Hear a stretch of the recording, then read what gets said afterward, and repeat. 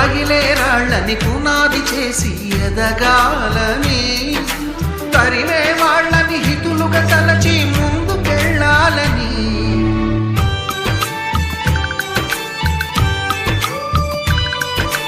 కన్నుల నీటిని కలల సాగుకై వాడుకోవాలని,